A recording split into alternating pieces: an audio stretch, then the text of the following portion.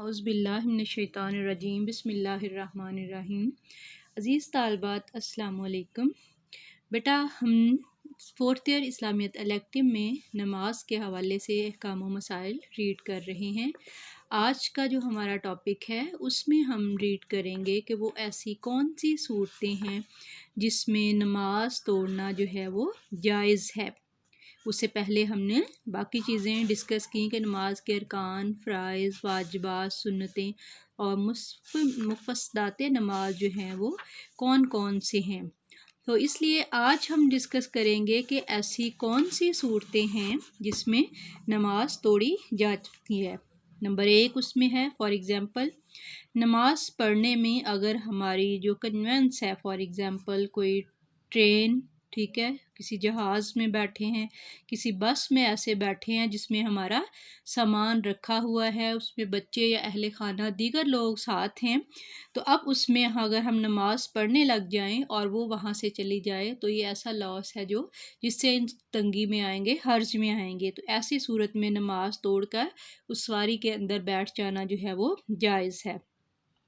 दूसरी कंडीशन जो है वो जिसमें नमाज पढ़ते हुए कोई मोज़ी जानवर सामने आ जाए, फॉर एग्ज़ाम्पल कोई सांप, बिच्छू, भेड़िया या कोई ऐसा कीड़ा कपड़ों में घुस जाए तो नमाजी नमाज तोड़कर इस मोज़ी जानवर को मार सकता है, ये दुरुस्त है।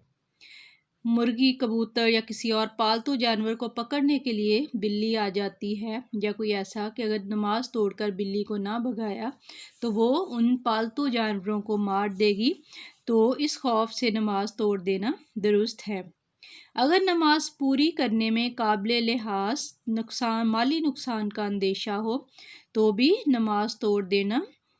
दुरुस्त है। मसलन कोई ख़ातून जो थी वो नमाज़ पढ़ रही है, सालन चूल्हे पर रखा है जिसके उबलने या जल जाने का खौफ एकदम आया है, या मस्जिद में कोई नमाज़ पढ़ रहा हो, जूता, छतरी या कोई ऐसा सामान रखा है एकदम से उसे याद आए, वो चोरी होने का अंदेशा हो, या ख़ातून घर में नमाज़ पढ़ रही है, सिक्योरिटी के पॉइंट ऑफ व्यू से दरवाज़ा बंद करना भूल गई है, तो ये ऐसी कंडीशन है जिसमें घर में कोई किसी के घुस आने का अंदेशा है कोई ऐसा, तो उस सूरत में अपने उस खौफ की कंडीशन जो है उससे बाहर आना, नमाज तोड़ देना और उसको दोबारा पढ़ लेना जो है वो बेहतर है। फिर जो है कि ऐसी कौन सी कंडीशन नमाज के दौरान अगर मुख्तलिफ रफ़ा हजत के पॉइंट ऑफ व्यू से पेशाब, पाखाना वगैरह का अगर दबाव महसूस हो रहा, यानी जिसमें सुकून और इत्मीनान इंसान नमाज के अंदर महसूस ना करे, तो वह नमाज तोड़कर अपनी हालत को दुरुस्त कर सकता है और दोबारा से नमाज पढ़ सकता है। अगर कोई आदमी किसी कुएं में, किसी नदी में, पानी में या आग में गिरने वाला हो और इससे इसके डूबने या जल जाने या उसके ख़त्म हो जाने का खौफ हो, तो ऐसी तो हालत में नमाज तोड़कर इंसानी जान को बचाना फ़र्ज़ है। समटाइम कोई नाबीना है या माजूर शख्स ऐसा जिसको पता नहीं चल रहा और नमाजी को पता चल गया है, तो ऐसी सूरत में गुनाह जो है वो नमाज पढ़ने वाले के सर होगा कि उसने उसको क्यों नहीं बचाया और वो लाइल्मी में उस घड़े में गिर गया, या पानी या आग, ऐसी आगे सामने चीज़ है जो उसको किसी भी सूरत में नुकसान उसकी जान को पहुंचा सकती थी। फिर है नमाज पढ़ने की हालत में नादान बच्चा छत के किनारे पहुंच जाए, अब वो नासमझ बच्चा है, उसको नहीं पता, या कोई ऐसा औजार बच्चा उठा लेता है, छुरी, चाकू, ब्लेड वगैरह, कि जिससे हमें ये डर हो कि अगर हमने नमाज तोड़कर मासूम बच्चे से वो चीज़ नहीं ली और वो अपने आप को ज़ख्मी कर सकता है। इसी तरह कोई अचानक ऐसी किसी गाड़ी की या कोई ऐसी और सवारी की या किसी खौफनाक दरिंदे की आमद हो जाए, या बच्चा ही है वो किसी आग की तरफ, यानी कोई भी ऐसी कंडीशन जिसमें बच्चे की जान जो है वो हर्ज में आ जाए, तंगी में आ जाए, उसकी जान को ख़तरा लाहिक हो, तो ऐसी तमाम सूरतों में नमाज तोड़ देना जो है वो दुरुस्त है और उस आफत में फंसे हुए आदमी को या उस बच्चे को बचाना जो है वो लाजिम है।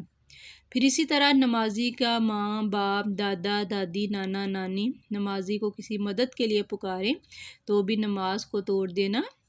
वाजिब है। हाँ, अगर नमाजी को पता हो वो बिला ज़रूरत पुकार रहे हैं या इनके करीब कोई दूसरा आदमी मौजूद है तो जो उनकी हाजत को पूरी कर सकता है, फिर फ़र्ज़ नमाज तोड़ना जायज़ नहीं है। नफ़ल या सुन्नत नमाज़ पढ़ने की सूरत में नमाज़ी जो है नमाज़ तोड़कर उनकी बात का जवाब दे सकता है, उस सूरत में जब उनके आसपास और कोई ना हो।